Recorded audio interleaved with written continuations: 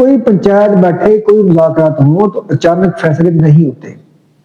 ہمارا چھوٹا سا معاملہ ہو کہ تھانے میں ہم جائیں نا تو دونوں پھر بات کرتے ہیں, بحث لگتی ہے, پھر کہتے ہیں جی ہم سوچ کے بتائیں گے, پھر گھر جاتے ہیں, پھر گھر جا کے مشاورت ہوتی ہے. سیم لائک یہ عالمی بیٹھک تھی اور دنیا کی سب سے پہلی اس طرح کی بیٹھک تھی. اعوذ باللہ من الشیطان الرجیم, بسم اللہ الرحمن الرحیم. السلام علیکم ناظرین, میں ہوں آپ کا ہوسٹ میں ظفر اقبال ظفر MZ TV 2 یوٹیوب چینل سے.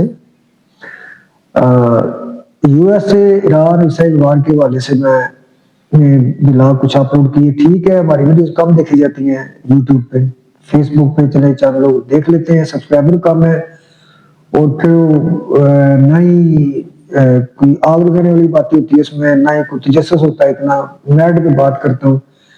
تو ابھی ایران امریکہ جو مذاکرات ہوئے پاکستان میں, الحمدللہ پاکستان کو اللہ تعالیٰ نے عزت بخشی, انتہائی کامیاب مذاکرات چلے. میڈیا ہمارا جو ہے اس میں دو قسم کے جراثیم ہے. ایک یہ کہ اب ایک اتنا بڑا ملک یو ایس اے, دنیا کا طاقتور ترین ملک, جس کے پاس اسلحہ بھی ہے, جس کے پاس فوج بھی ہے, جدید ترین ٹیکنالوجی ہے اس کے پاس, ساز بھی اسرائیل ہے, یورپ والے اس کے بیک پہ ہیں.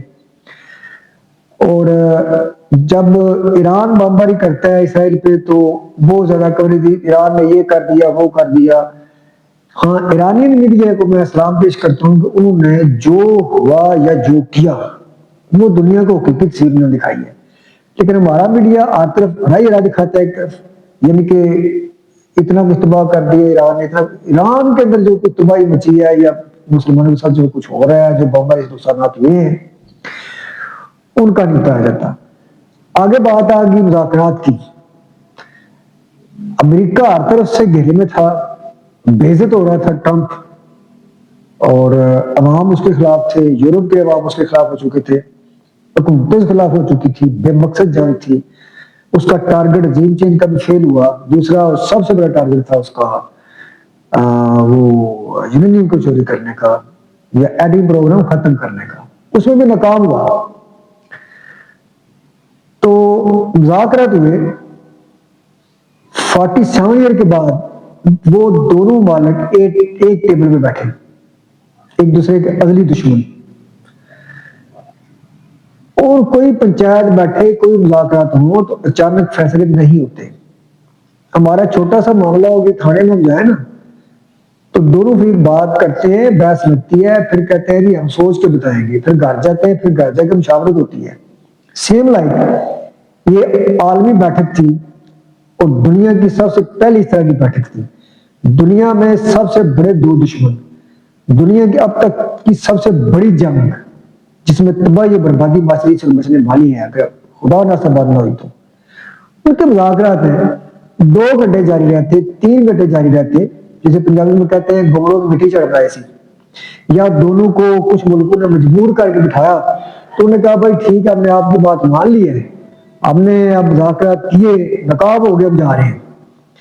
21 گھنٹے 21 آورس, کچھ لوگ 14 گھنٹے کہہ رہے ہیں, 21 گھنٹے مذاکرات رہے اور قریب ترین پہنچ گئے دوسرے کے, اور دونوں فریقین ایک ہی روم میں بیٹھے. پاکستان کی سب سے بڑی مجبوری تھی مذاکرات کامیاب ہو, کیونکہ اگر جنگ چھڑ جائے تو میں نے اس سے پہلے ویڈیو میں بولا تھا کہ جس کا قصور ہوگا پاکستان اس کے مخالف ہوگا.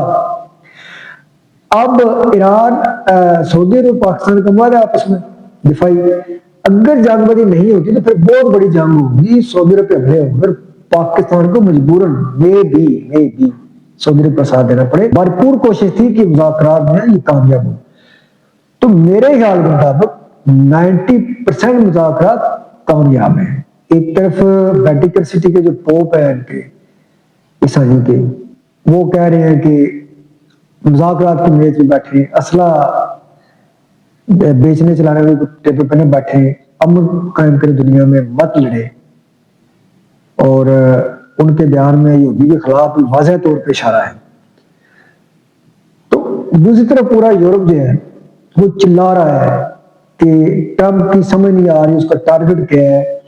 تو ایک طرف ٹرمپ خود کہہ رہا ہے کہ میں نے اپنا ٹارگٹ اچیو کر لیا ہے, تو پیچھے وجہ نہیں رہ جاتی. ایک مسئلے پہ کام اٹکا ہوا ہے, وہ مسئلہ ہے ایٹمی پروگرام کو ختم کرنا.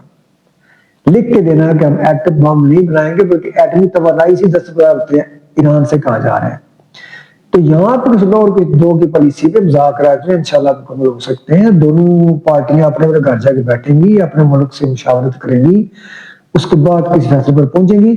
تو انشاءاللہ تعالیٰ امید ہے کہ جنگ آگے نہیں ہوگی. یہ مذاکرات ابھی جاری ہے, ختم نہیں ہوئے. بہت شکریہ, اللہ حافظ.